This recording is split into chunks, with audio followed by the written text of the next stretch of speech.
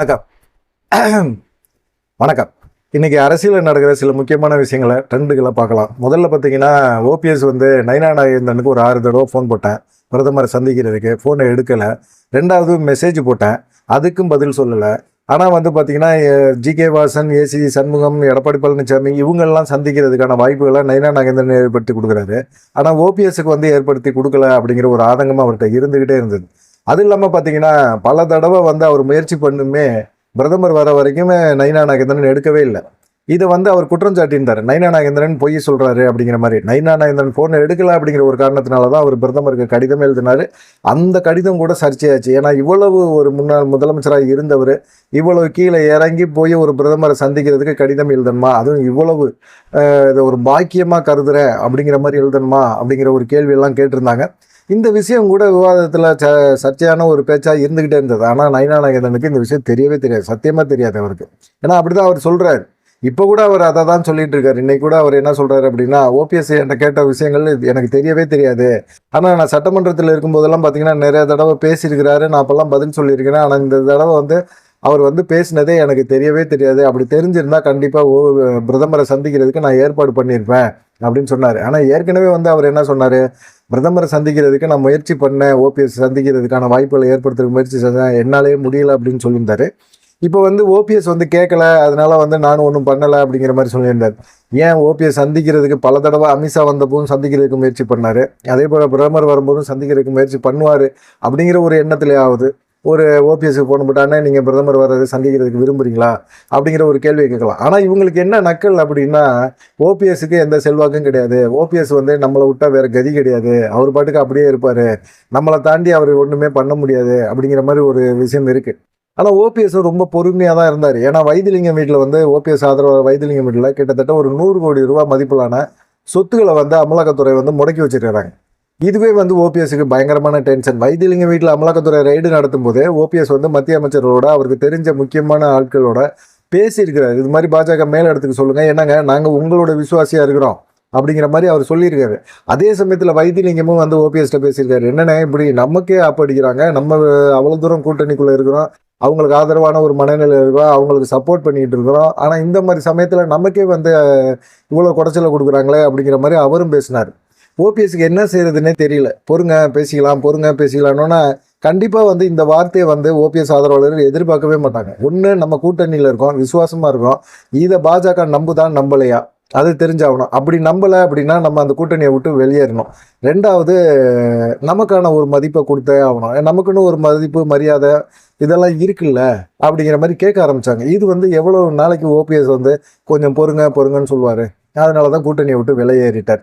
வெளியேறின பிறகு கூட இப்போ என்ன சொல்கிறாங்க அப்படின்னா, அவருக்கு ஏற்கனவே பார்த்தீங்கன்னா ஓபிஎஸ்க்கு அவர் முதலமைச்சரோட ஒரு தொடர்பில் இருக்கிறாரு.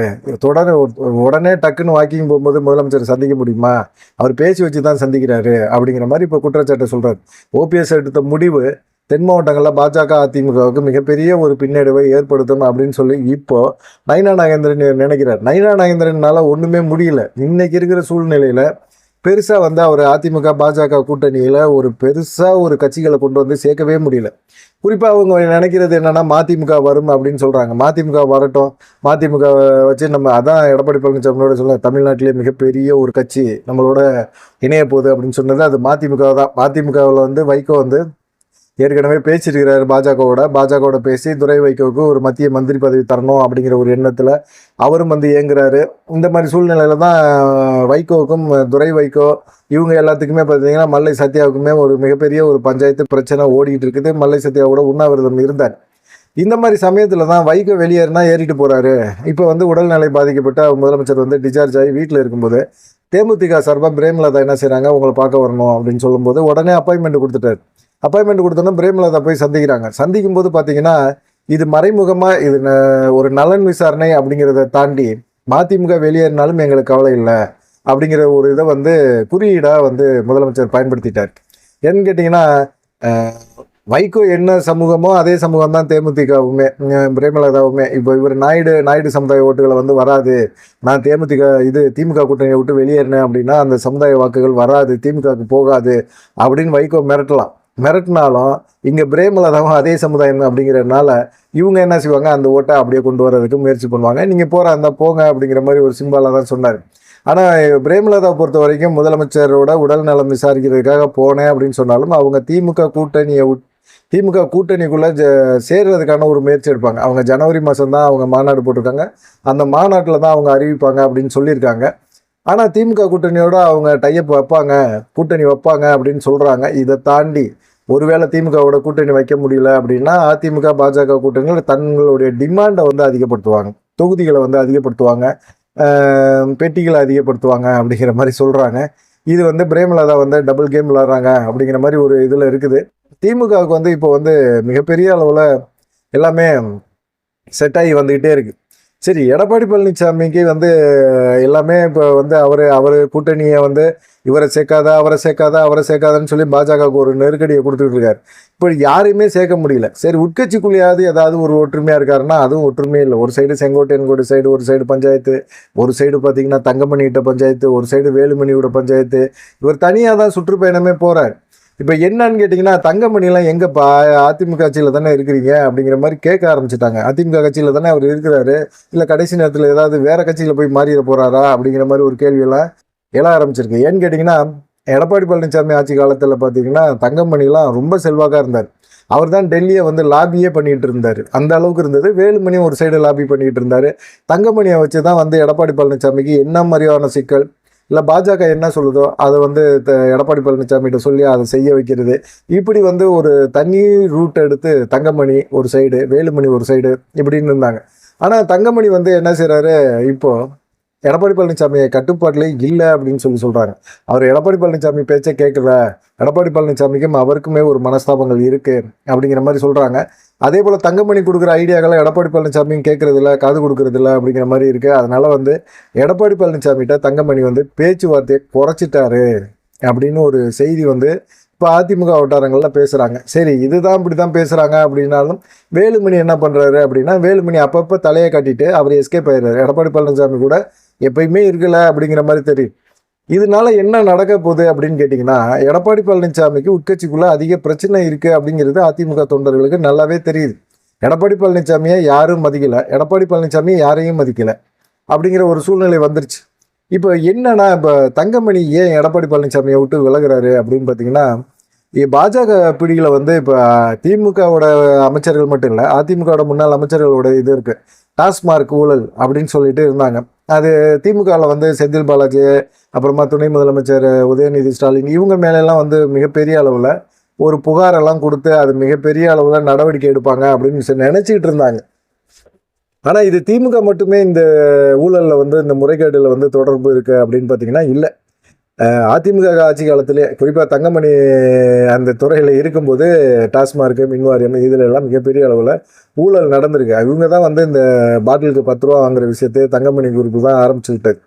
இதில் தான் வந்து பார்த்திங்கன்னா செலவு தேர்தல் சமயத்தில் தனியாக செலவு இறைச்சது. இந்த சரக்கு வித்த காசில் அடித்த கொள்ளையில் தான் இவங்க வந்து இந்த மாதிரி வேலையெல்லாம் பார்த்தது. இப்போ என்ன ஆச்சு அப்படின்னா, இது வந்து திமுக வச்சு நோண்டும் போது அதிமுக ஆட்சி காலத்துலேருந்தே இது நடந்திருக்கு. இந்த இதில் வந்து தங்கமணிக்கும் எடப்பாடி பழனிசாமிக்குமே முறைகேடில் வந்து தொடர்பு இருக்குது அப்படிங்கிறத அமலாக்கத்துறை கண்டுபிடிச்சிருச்சு.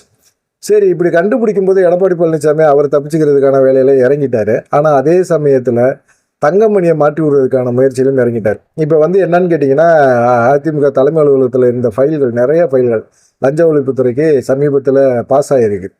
தங்கமணியை பற்றின புகார்களை தொடர்பான இதெல்லாம் பார்க்கும்போது தான் தங்கமணிக்கு மிகப்பெரிய ஒரு எரிச்சல். எடப்பாடி பழனிசாமி 4.5 வருஷம் ஆட்சி செய்கிறதுக்கு நம்ம டெல்லி வரைக்கும் போய் எவ்வளோ விஷயங்களை பார்த்துருக்குறோம், எவ்வளோ விஷயங்களை செஞ்சுருக்கிறோம். எடப்பாடி பழனிசாமிக்கு கொஞ்சம் கூட நன்றியே கிடையாதா அப்படிங்கிற மாதிரி ஒரு கேள்வியை கேட்க ஆரம்பிச்சிடறேன். இதனால தான் பார்த்தீங்கன்னா எடப்பாடி பழனிசாமி தங்கமணி வேணாம், தங்கமணி நம்ம கூட இருக்கிறது நமக்கு ஆபத்து, நம்மளை எப்போ வேணாலும் காட்டி கொடுத்துருவாரு அப்படிங்கிற ஒரு பயத்தில் அவர் என்ன செய்கிறாரு, தங்கமணியை எங்கிட்டாவது சிக்கலை வச்சு அவரை வந்து கழட்டி விட்டுறலாம் அப்படிங்கிற மாதிரி நினைக்கிறாரு. இப்போ எடப்பாடி பழனிசாமிக்கு என்னன்னா, அவர் கூட பயணம் பண்ணவங்களும் சரி, அவருக்கு சீனியராக இருக்கிறவங்களையும் சரி கட்சியை விட்டு துரத்தி விட்டுட்டு அவர் மட்டுமே ஒரு பொதுச்செயலாளராக இருக்கலாமா அப்படிங்கிற மாதிரி ஒரு எண்ணத்தில் இருக்கிறார். இது கொஞ்சம் கூட அதிமுக தொண்டர்களுக்கு சுத்தமாக பிடிக்கல. ஏன்னா ஜெயலலிதா காலத்தில் எம்ஜிஆர் இறந்தபோது பார்த்தீங்கன்னா ஆர்.எம். வீரப்பனும் நெடுஞ்செழியன் இவங்கெல்லாம் வந்து ஜெயலலிதாவை வந்து அந்த இராணுவ வாகனத்துலேருந்து தள்ளியே விட்டாங்க. ஆனால் ஒரு எல்லையில் வந்து ஜெயலலிதா கையில் கட்சி போன பிறகு அவங்களுக்கெல்லாம் கூப்பிட்டு திரும்ப கட்சிகளை கூப்பிட்டு முக்கியத்துவம் கொடுத்து முக்கியமான பதவிகள்லாம் கொடுத்தாங்க. அந்த அளவுக்கு வந்து ஜெயலலிதா இருந்தாங்க. ஆனால் இங்கே எடப்பாடி பழனிசாமி எந்த விதமான ஒரு ஆளுமையும் இல்லை. கூட இருக்கிறவங்களையும் குளிப்பறிச்சு அவங்களையும் வெளியேற்றுறதுக்கான முயற்சியில் இருக்கிறாரு. இப்போ வந்து தங்கமணிக்கு இந்த மாதிரி வேலையை தான் பார்த்துக்கிட்டு இருக்காரு அப்படிங்கிற மாதிரி இருக்குது. என்ன பண்ணுறதுன்னு தெரியல. தங்கமணியும் வந்து பார்த்திங்கன்னா அவர் வந்து நிறைய விஷயங்களில் வந்து எடப்பாடி பழனிசாமியை விட்டு நயந்துட்டார் அப்படிங்கிற மாதிரி தான் சொல்கிறாங்க. சுற்றுப்பயணத்துக்கு போகிறதில்ல, சுற்றுப்பயணம் துவக்க விழா கூட தங்கமணிக்கான முறையான ஒரு அழைப்பு இல்லை. இதெல்லாம் பார்க்கும்போது பார்த்திங்கன்னா ஒரு சைடு கொங்கு பெல்ட்டில் செங்கோட்டையன், தங்கமணி நேரடியாக வந்து அவங்க எதிர்ப்பை வந்து தெரிவிக்கிறாங்க எடப்பாடி பழனிசாமிக்கு. தேர்தல் நெருக்கத்தில் அதிமுக உட்கட்சி பிரச்சனை பயங்கரமாக இருக்கும். இப்போ நீதிமன்றத்தில் கூட எடப்பாடி பழனிசாமி பொதுச்செயலாளராக தேர்வு செய்யப்பட்ட முறை தப்பு அப்படின்னு சொல்லிட்டாங்க. இப்போ தேர்தல் ஆணையம் இரட்டை இலை சின்னத்தை முடக்கிறதுக்கான வாய்ப்புகள் இருக்குது அப்படின்னு சொல்லி ஏகப்பட்ட சிக்கல்கள் வந்து எடப்பாடி பழனிசாமிக்கு தொடர்ந்து இருக்குது. இப்போ பாஜக வந்து ஏன்டா எடப்பாடி பழனிசாமியோட கூட்டணி வச்சோம் அப்படிங்கிற மாதிரி இருக்குது. ஏன்னா நாடாளுமன்ற தேர்தலில் வாங்கின வாக்கு சதவீதத்தை விட பாஜக இந்த தேர்தலில் மிக குறைவான வாக்கு சதவீதத்தை தான் பெறும் சட்டமன்ற தேர்தலில் அப்படின்னு சொல்கிறாங்க. ஏன்னா அண்ணாமலையே வந்து சட்டமன்ற தேர்தலில் நான் போட்டி போட விரும்பலை அப்படின்னு சொல்லி அவரும் விலகிறார். ஏன்னு கேட்டிங்கன்னா தெரியும் அவங்களுக்கு. அவர் ஏற்கனவே சொன்ன ஒரு விஷயந்தான், அமித்ஷாட்ட பேசும்போது சொன்ன ஒரு விஷயந்தான், எடப்பாடி பழனிசாமி தலைமையில் ஒரு கூட்டணி அப்படிங்கிறதுல நான் ஏற்றுக்கவே மாட்டேன், எனக்கு தேவையும் இல்லை. அப்படி ஒரு கூட்டணி வச்சிங்கன்னா நான் மாநில தலைவர் பதவியிலேருந்து விலகிக்குவேன்னு சொல்லி விலகின ஒரு மானமுள்ள ஒரு மனுஷன் அவர். அதனால் பார்த்தீங்கன்னா சட்டமன்ற தேர்தலில் மட்டும் நான் நின்றேன்னா அப்புறம் அதுவும் வந்து தப்பு தானே அப்படிங்கிற மாதிரி இருந்தது. பாஜக மேலிடம் சொன்னாலும் அவர் நிற்க மாட்டார் அப்படிங்கிற ஒரு முடிக்கு வந்துட்டார். இப்போ கையில் இருந்த ஓபிஎஸ்ஸையுமே வந்து வெளியேற்றி விட்டாங்க. வெளியேற்றுறேன்னா என்ன, நயினா நாகேந்திரன் தான். ஓபிஎஸ்சில் என்ன நான் தான் இருக்கேன்ல அப்படிங்கிற மாதிரி அவர் நினச்சிக்கிட்டு அவர் பொழப்பை கெடுத்துக்கிட்டார். இப்போ நயினா நாகேந்திரனால் கூட்டணியை வலுவாக்க முடியல அப்படிங்கிற ஒரு எண்ணம் பாஜகவுக்கு வந்துருச்சு. இப்போ என்ன நடக்க போகுது, பாஜக என்ன செய்ய போகுது அப்படின்னு தெரியல. பாஜக வந்து இப்போ ஓபிஎஸ்கிட்ட வந்து சமாதான பேச்சுவார்த்தை நடத்துகிறாங்க. ஓபிஎஸ் பிடிவாதமாக இருக்கிறாரு. இந்த பிடிவாதம் தொடர்ந்தால் ஓபிஎஸ்க்கான மதிப்பு தர்ம யுத்தம் நடத்துகிற போது ஏற்பட்ட அந்த மதிப்பு மரியாதை எல்லாமே திரும்ப வந்துடும். அதை ஓபிஎஸ் கடைப்பிடிப்பாரா அப்படிங்கிறத பொறுத்திருந்து பார்ப்போம். நன்றி, வணக்கம். தொடர்ந்து நம்ம சேனலுக்கு ஆதரவு கொடுங்க, சப்ஸ்கிரைப் பண்ணி பாருங்கள். நன்றி.